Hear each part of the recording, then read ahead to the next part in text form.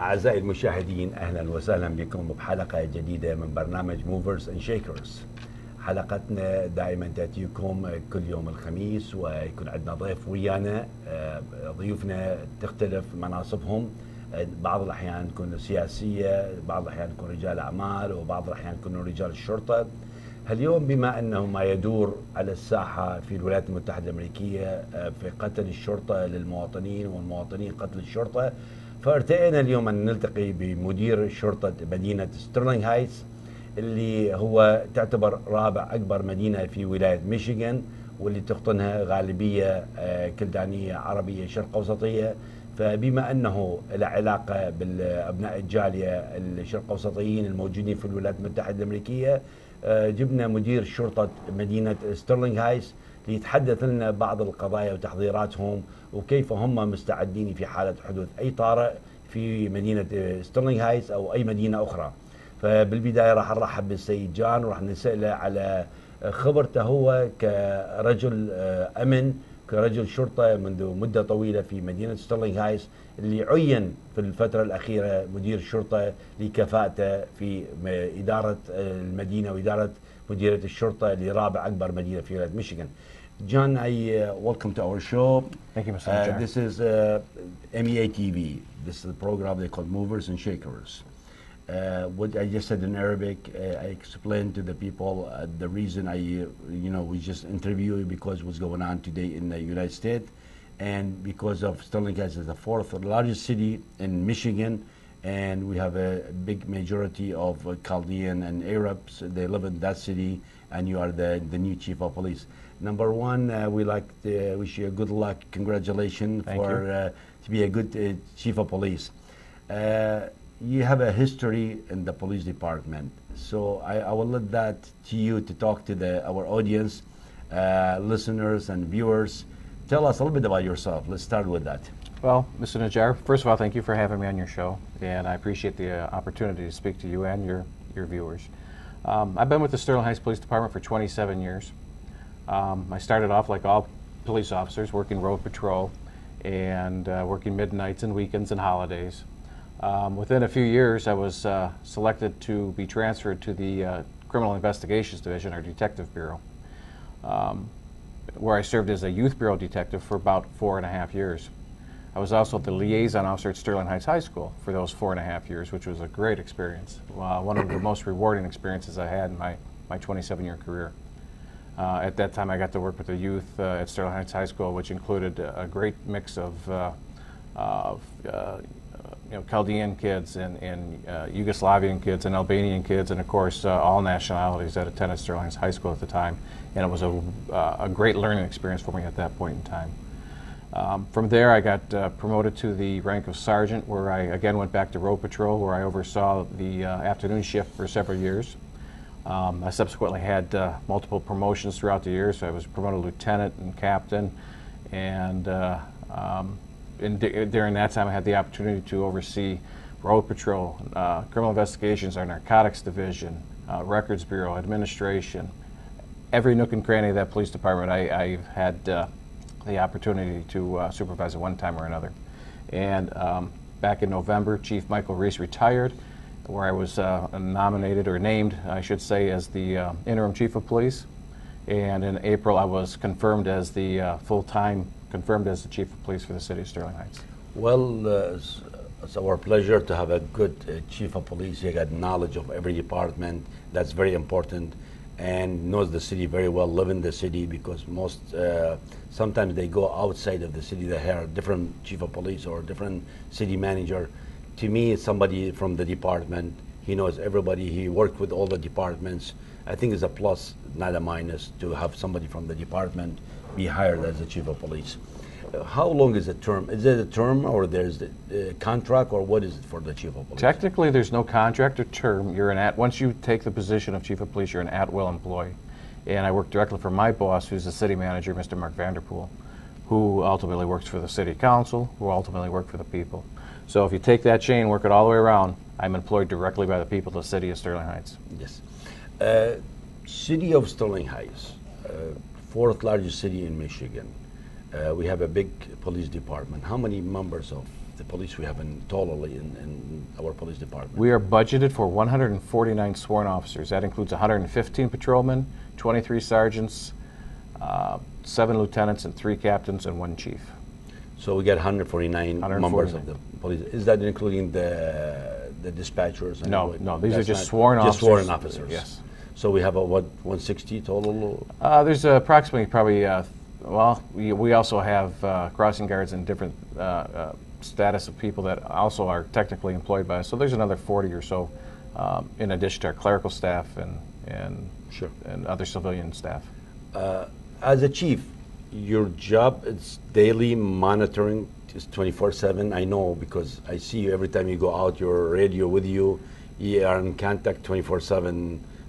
I know it's not always there's an issue, but I notice every time you go out, we go out, and I see you with the radio in your hand, waiting to hear from somebody there. I take a hands-on approach. I like to know what's going on as much as possible. It is a big city. We are soon to be the 3rd largest city in the state. We're about to surpass the city of Warren, which is our neighbor to the south.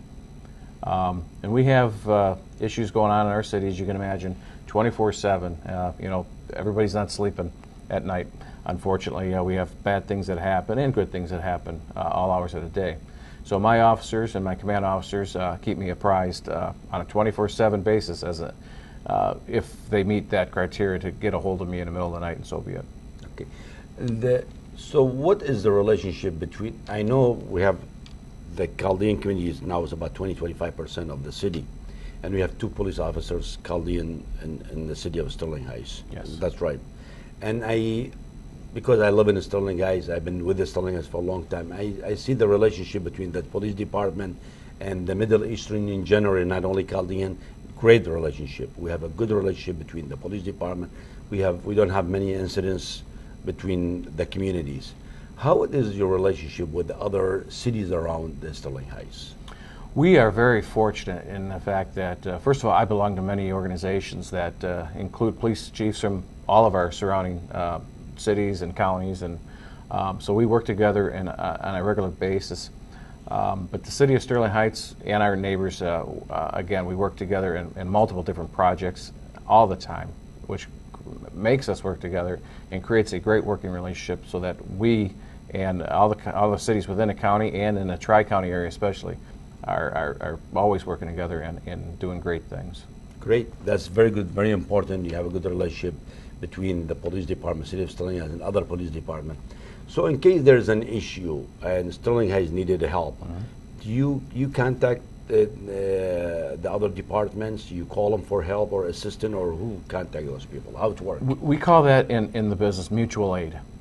If we have an incident that is a large scope incident where our resources are stretched beyond our capacity, we have the ability to reach out to our neighboring cities, in addition to the county and to the state, to bring in resources to assist us.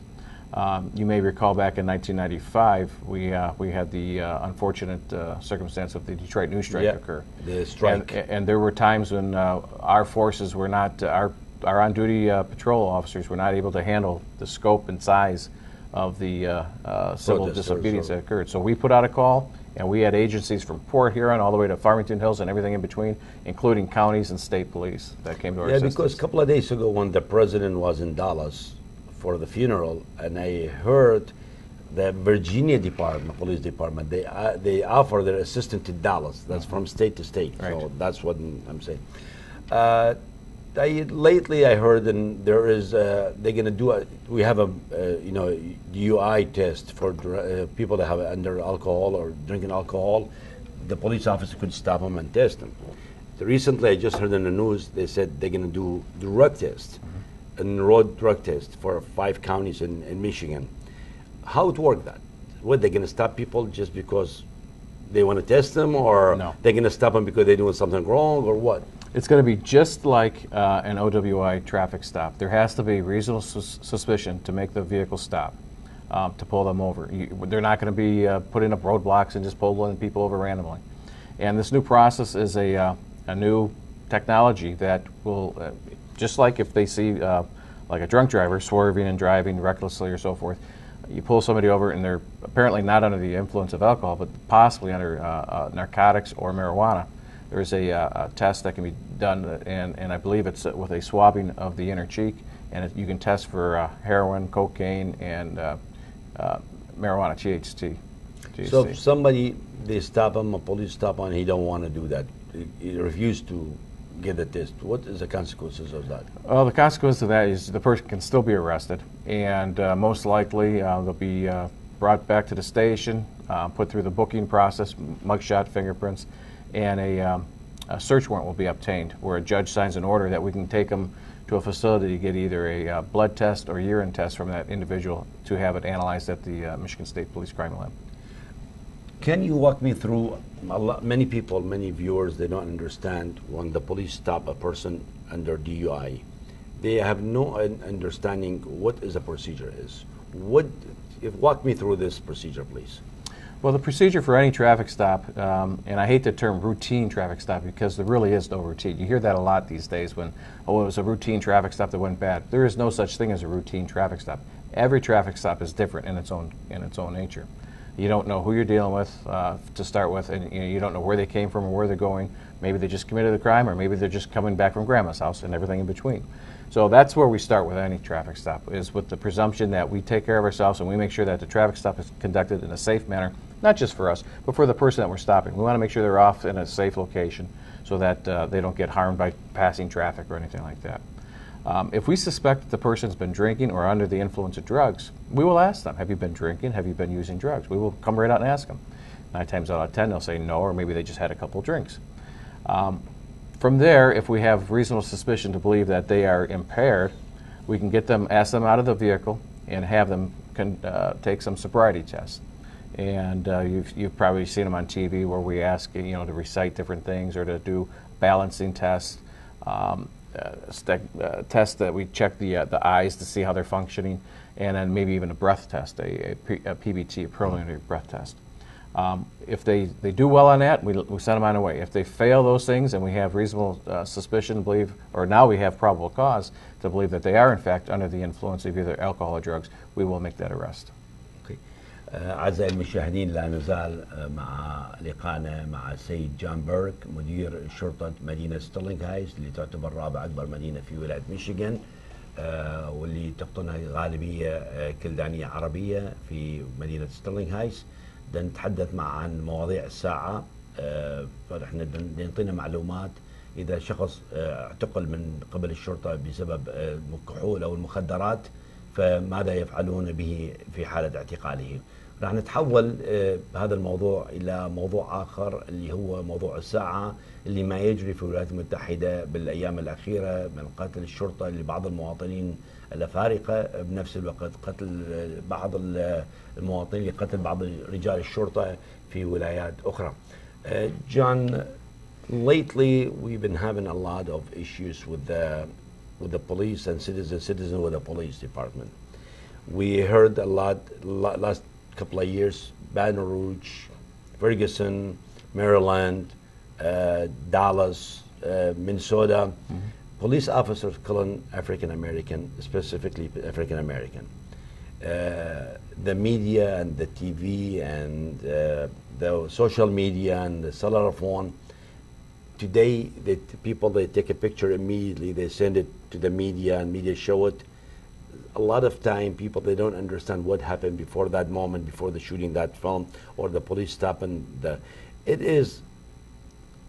problem is because of people showing, because today technology allow people to take a pictures or films and send it to the media exaggerated with the problem, or this problem was existed because there's now social media before, people they don't know about it. How we can put this together? It is because police are becoming more violent with the citizen, or the citizen is doing something, attracting the police or let the police shoot them. Why they shoot? Why they don't take another measurement before they shoot? All right, your question has many parts to it. Sure. I'll start with, first of all, there's 800,000 to 900,000 police officers on the streets every day. And each officer has 1 to several contacts every day. So if you look at it that way, police officers are making millions of contacts with citizens each and every day. And usually a police officer-citizen contact is negative. First of all, it's a traffic stop, or the person's reporting a crime, or the person's a victim of a crime. So people aren't generally happy to see us in the first place. So the profession itself has gotten much better in dealing with community in the relationships that we've advanced in community policing. So if you take that scope and you look at that the amount of contacts that we have with people on a daily basis, and think about maybe there's a handful of incidents that go bad in a year, I challenge you to think of any other profession that has that record.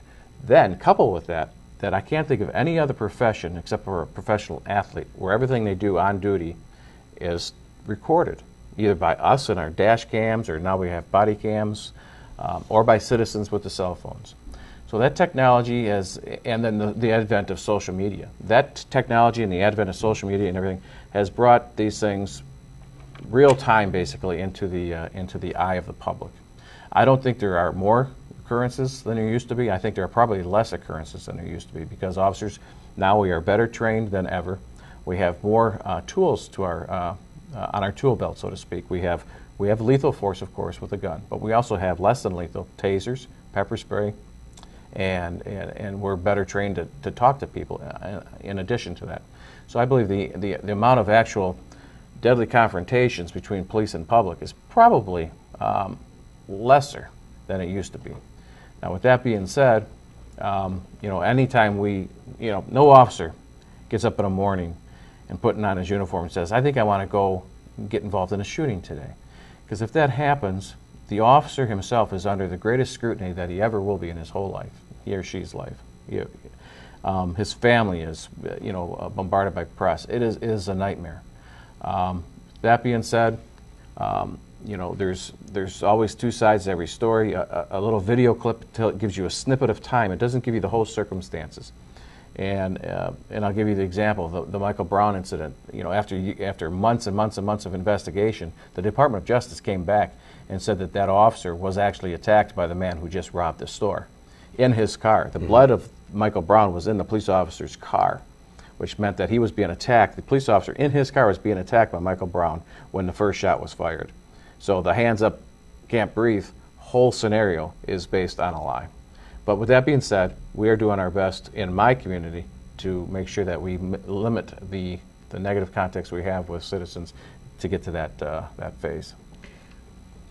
Just to be justified, one time when I went to the Citizen Police Academy training, and was a stimulation in Oakland University to try to train us with the guns. And I was one of the people first time I was carrying a gun. It was not a real gun, it was the laser thing. And when they put us there and we start shooting, one guy he tried to shoot me. I shot him 17 times. And the reason they do that simulation, they try to show the people the split-second decision. You make sometimes a split-second decision, either your life or somebody else's life.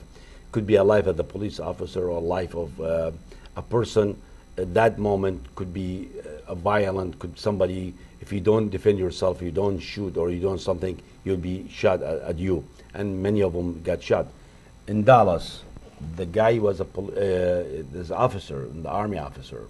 He'd been trained in the U.S. Army.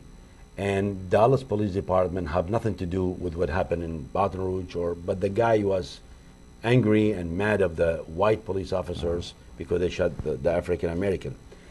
So there's a question, I hear it from I have a lot of friends African American, and they say they profile against them anytime they are in a white neighborhood.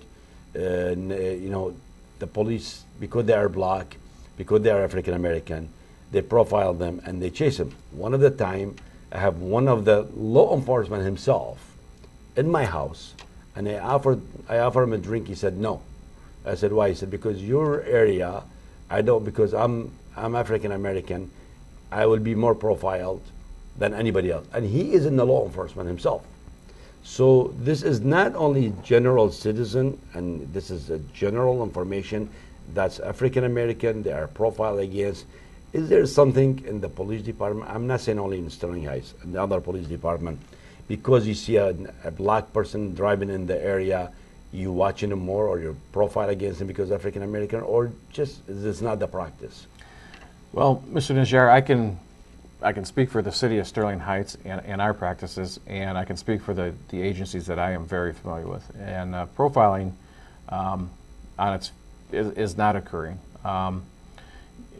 Some people also get confused if we have a crime committed and the description is put out of, let's say it's a African American male that committed the crime. Then we are looking for an African American, that maybe matches that description.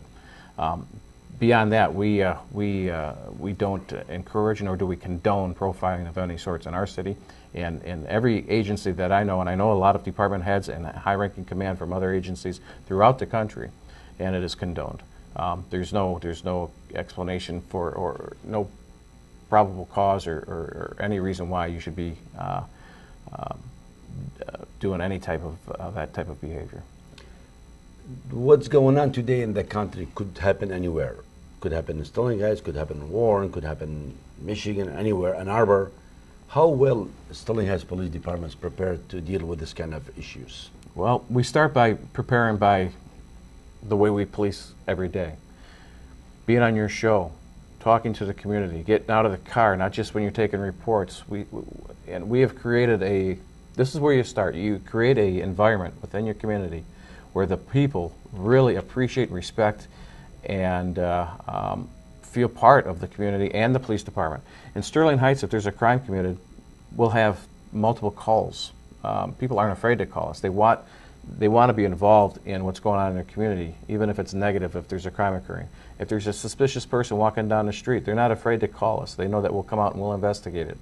That's where it starts. But beyond that, if we were to have some civil disobedience within our city, again, we would handle it to the best we can up to our capacity. With regards to if it's a peaceful demonstration, we allow it to happen. We try to meet with the leaders of that group. You may remember a couple years ago in 2014, after when the ISIS surge happened in Iraq, there was many Chaldeans protesting in Sterling Heights and working with you and other members of the community. We were able to set up, first of all, guidelines that we were all going to live by, and to make sure that you were safe, your protesters and my officers were safe, and we worked together. It was very well done. It was very peaceful protest, and you got the word out across the country about the atrocities that were and still are occurring in Iraq. That's how we prepare. That's how we react to civil disobedience or protests or things of that nature. If they get to where, as I explained before, to where they're larger than what we can handle, we're not shy. We will call in mutual aid and ask for other assistance.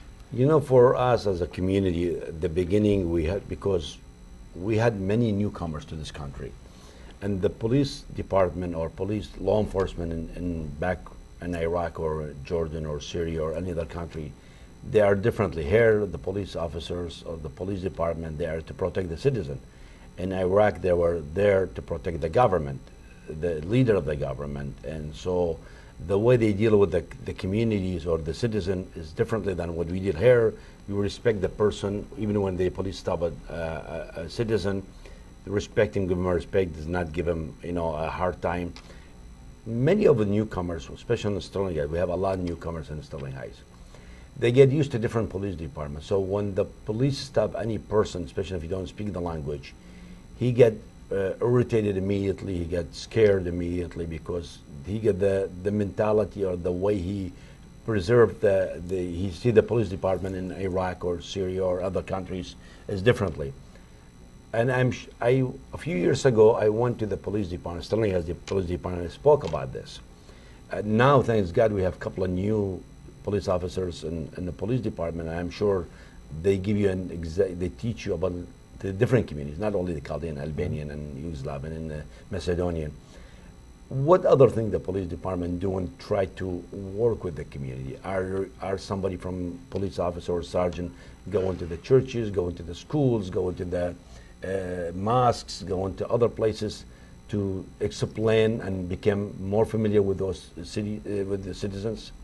It's a never-ending process. And just a couple of weeks ago, I personally was at the Chaldean Cultural Center speaking with new immigrants, along with many representatives of law enforcement, including federal agents from Homeland Security and Border Patrol, and met there for several hours. It was a great experience where we were able to answer questions and give feedback about how different things are occurring here in the United States that they may not be aware of, and how law enforcement works here in the United States. We're constantly searching for other outlets such as that. I'm working with the Middle Eastern Law Enforcement Association. I'm one of their unofficial founding members, sort of, and working at Sterling Heights High School, which we have a huge diverse population, and they were in there giving out scholarships to people that were interested in going into law enforcement, but working with that to outreach to the community. I work with the Sikh community. We have a temple within our city on Dequinder, and over the years I've been able to get into their Gurdwara and meet with them and understand their culture, bring back some of their concerns to my officers and let them know why they do certain things within their customs and cultures. But it's true for every ethnic community we have within a city, a huge melting pot. You talk about people coming over from different countries, and their experience with police are very more militaristic. So it is a barrier we have to breach. But my officers know that each culture you deal with, they're coming from a different history, a different background, and so we know when we enter a house, no matter what the issue is, whether it's a domestic or a sick person or something like that, as soon as you go in there and you recognize the different cultures that you're dealing with, you have to understand that they may be talking to you, they may be reacting to you differently because of all these different experiences they bring with them, and my officers are very well trained in that. I have a question. If you look to the social media today, a lot of negative movies, a lot of clips against the police. Why the union, or police union, or the police department, they're not putting something positive about it? Because let me tell you something. We have 20 incidents in 2 years with the citizen, but there is a millions, as you said, you had a million calls a day. You protect your job to protect me and other citizens. Actually, anytime I have an issue, problem with the accident, problem home, violent, family issue, whatever it is, first people we call is the police department. So we trust them, that's the reason we call them. And we know they're going to solve the problem for us. Why the union and the police department, they're not putting some positive film? Because if you look at the Facebook and Twitters, and there's so much negative about against the police, but I'm not seeing the reaction back or payback or putting something to talk about the police. We are not there to kill people. Well, over the years, we've been our own worst enemies with regards to our own public relations. It's always kind of been the unwritten rule that you don't talk to the press, you don't talk about everything you're experiencing as a police officer. You don't want to bring attention to your department because you don't want people to know that there's crime within your city, so you just kind of keep a low profile. Well, we have come to realize that that is not working anymore because of the advent of social media and different things. So we are in most departments. I was at the FBI Academy a couple of years ago, and they stressed this too because they could see it coming, where we need to be on the not reactive but more proactive in putting out what we do good each and every day. And on a small scale in Sterling Heights, we have people that work in our community relations that are really proactive working with us, and we've been putting out social media out onto social media these good things that we do each and every day. We're saving dogs and cats and different things in fires. We're making great arrests. I'm doing a blog now that goes out on social media talking about our everyday concerns. And we're starting a TV show in Sterling Heights on Channel 5, the Sterling Heights TV show that's going to be called Sterling's Finest, where I'm going to bring forth the officers of my department that have done good things in the prior month, let them be the face of the department for a while. We'll talk about the good things we do and make sure that people understand that we're out there every day.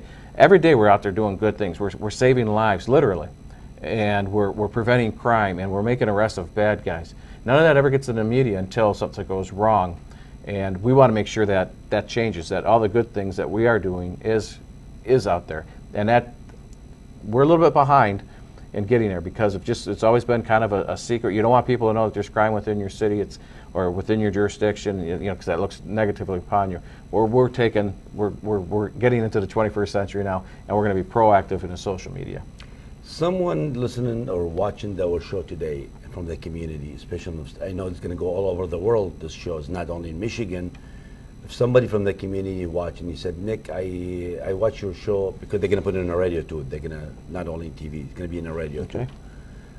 If I have a complaint about the police officer or police department or something, who I should call, who they should call, who they should contact to find a solution or agreement or something between the citizen and the police department, if they have a complaint against an officer or something. Well, we handle somewhere in the area of 55 to 60,000 police runs every year. That's not counting that's not counting contacts such as traffic tickets and traffic stops or anything. That's just actual reports that we take. So we're having, again, just in Sterling Heights, we have several 100,000, if not close to 1 million. We should keep track of this someday. Contacts with citizens, and sometimes people are not happy with the way we handle it. Maybe they're confused about our policy, or maybe the officer they felt was rude, or but we have a policy in place where they can either come in or call our police department, the front desk, and they can lodge a complaint, and we will take it even over the phone. We prefer they come in face to face and fill out a statement so that we can actually have some better dialogue with this person. But they can even make a complaint over the phone, and each and every complaint gets followed up completely. Depending on the nature of the complaint, it can either be handled at what we call a shift level if it's something minor, or on a more serious nature, it comes down to my office, and I assign my internal affairs officers to take a look at it. I know City of Sterling Heights Police Department, the city in general, they have very good relationship with the community. We are blessed as a community in general, not only Chaldean. I'm talking about the whole community in Sterling Heights. We have very good relationship. We have a committee, me and a couple other guys. We are the liaison between the police department and the city, the officials. I always quote this. The President John F. Kennedy said, "Do not ask your country what to do for you, what you can do for your country." Yes. And I like that quote. So if the citizen today, they're watching us, and they're going to say, okay, the police department, they're doing their job. If they need an assistant or they need help, how we can help. If somebody watching us today and he said, Nick, I watched you with the John Berg, the chief of police, and I want to volunteer. How I can volunteer? How I can help? How they can come and help the police department? There are many ways that you can assist us in our efforts to police and make our community safer. I would ask, number one, that you support the police department, whether that's just by being, don't be a silent majority, be a vocal majority, and come out and express your appreciation for the work that gets done, acknowledge the work that gets done. These officers, they work nights, holidays, weekends, and nobody's getting rich. But beyond that, there are, be active in your community, start a neighborhood watch program, call us if something's going on in your community that you don't think is proper. Or there's volunteer organizations. We have a CERT program. We have a COPS program. COPS is a Citizens on Patrol, where you can volunteer your time and energy to drive around the streets of Sterling Heights and report suspicious activity. You can do that if you pass a background. We don't want people with criminal histories out there doing that, but if you can pass a background, we'd love to have your support. The CERTs are Citizens Emergency Response Team. They're more for if we have a major incident that would, maybe a blackout, wires down. They come out and they support. Floods, yes, exactly. With the trees. flood of 2014 is a perfect example. I'm a member of the CERT, so I have a knowledge. There you go. of This is the type of people we want right here. I have a knowledge of that. There are organizations that you can join. In addition to just being a good citizen, you can be an active citizen and come out and support the police department and the fire department and all the city services in that aspect. That's, I know you have a very busy schedule. I took it from the middle of your job, bring it to the TV, but I think it's very important. The community, the generally Middle Eastern community and the Arabic and Chaldeans, to understand what's going on. The police is not there for you to shoot you and kill you. They are there to help you. So we need to support the police department. We have to have a good relationship. If you have any issue in the future, You can contact John Berg, the Chief Police, or you can contact me. I can call John on behalf of you. John, thank you very much again. Thank you, Mr. Appreciate your Najjar. time, and hopefully we can. This is you have my invitation. Anytime you have something to announce on the radio and TV, the TV station here on the radio is well respected, over 25 years, 30 years in business, and they are welcome in any department, not only Sterling Heights, any department from any cities, to be a good liaison between the citizen and the departments in any city. Thank you very much for your time. Thank you. Hopefully, always will be a positive relationship, and we will work out. If there's a negative, we'll work it out as a civil way, in the civil way, not in a shooting and killing each other. We are all a human being. All we are, we could make a mistake once in a while, either way, either side. So we could work it out in the right way, not in a stupid way. So you can get along to mingle together and working out as a family members. You have a family, I have a family, everybody got family, and you want to go back to your family alive. I want to go back to my family alive. أعزائي المشاهدين، كنا في لقاء مع السيد جون بيرك مدير شرطة مدينة ستيرلينغ هايتس. كان يتحدث لنا عن ما يدور في مدينة ستيرلينغ هايتس وبقية الولايات المتحدة الأمريكية، عن الحوادث اللي حصلت بالفترة الأخيرة. إن شاء الله أي شخص عنده سؤال أو استفسار يتصل بالسيد جون أو يتصل بي مباشرة، إذا عنده أي مشكلة تتعلق بالشرطة، أو نتصل بالمدينة، شرطة المدينة، من أجل مستقبل أولادنا وعوائلنا. شكرا جزيلا، نلتقي إن شاء الله قريبا معكم في لقاء آخر مع شخصية أخرى، وإلى اللقاء وتصبحون على خير.